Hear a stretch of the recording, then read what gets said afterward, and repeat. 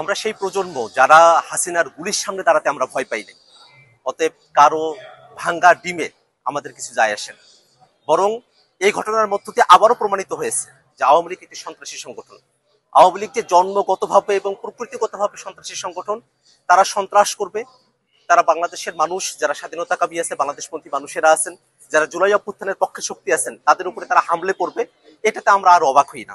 বরং আমরা মনে করি যে অন্তর্বর্তীকালীন সরকার এই দীর্ঘ সময়ে 1 বছর জুড়ে আওয়ামী লীগকে বিচারের আওতায় নিয়ে আসার যে প্রক্রিয়া সরকারের শুরু করার কথা ছিল, সেটা খুব সামান্য অগ্রসর হয়েছে।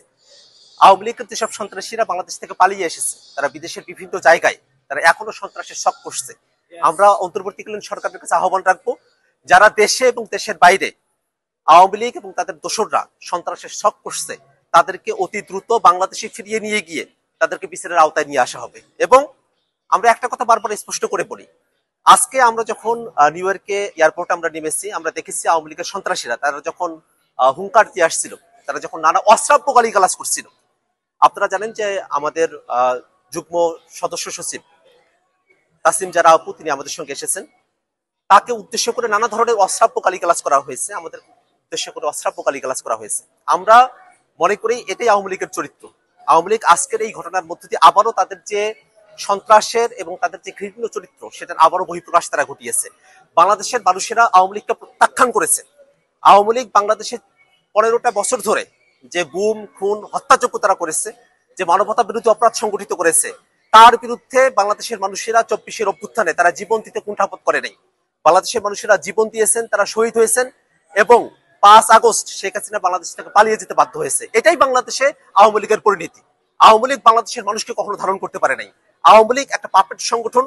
এই আওয়ামী লীগ বিদেশি শক্তি, ভারতীয় শক্তি, দিল্লির শক্তির সাথে আতাত করে তারা বাংলাদেশের মানুষকে শোষণ, নিপীড়ন, নির্যাতন করে গিয়েছে। সেই আওয়ামী লীগ বাংলাদেশে আর কোনোভাবেই ফিরতে পারবে না। এবং বাংলাদেশে আওয়ামী লীগের যারা বিভিন্ন সময় আমরা দেখছি বাংলাদেশেও তারা সন্ত্রাসী হামলার তারা শখ করছে, তাদেরকে যেন সরকার আইনের আওতায় নিয়ে আসে, সে আহ্বানটাই আমরা সরকারের কাছে পুনর্ব্যক্ত করতে চাই। আমরা গত বছর থেকেই দেখছি যে নারীরা অভ্যুত্থানের সামনে থেকে নেতৃত্ব দিয়েছেন, এখন রাজনীতিতে প্রবেশ করেছেন, তাদেরকে উদ্দেশ্য করে অনেক ধরনের কটূক্তি, হেয় প্রতিপন্ন করা, চরিত্র হনন করার চেষ্টা, অপচেষ্টা আওয়ামী লীগ থেকে ছিল। সেটারই আজকে আরেকটা বহিঃপ্রকাশ হলো। কিন্তু আসলে এটা আমাদের সদস্য সচিব যেরকম বললো, এটা নারীদেরকে দমাবে না। আমরা আছি এবং আমাদের সাথে আরো অনেকে যুক্ত হচ্ছেন, আরো অনেকে যুক্ত হবেন। বাংলাদেশের মানুষ আওয়ামী লীগকে প্রত্যাখ্যান করেছে এবং আওয়ামী লীগের এই যে চরিত্র, যেখানে তারা তাদের নিজের চেহারা আরো স্পষ্ট করছেন দেশে এবং বিদেশের মাটিতে, এটা থেকে কোনো সাপোর্টের চেয়ে বরঞ্চ তাদের নিজেদের প্রতি ক্রিটিসিজমটাই বেশি আসে। এবং আমরা এখানে জাতিসংঘের সাধারণ অধিবেশনে জয়েন করতে এসেছি, সাথে আমাদের প্রবাসীদের জন্য একটা বিশেষ ইভেন্ট আছে, এনআরবি কানেক্ট।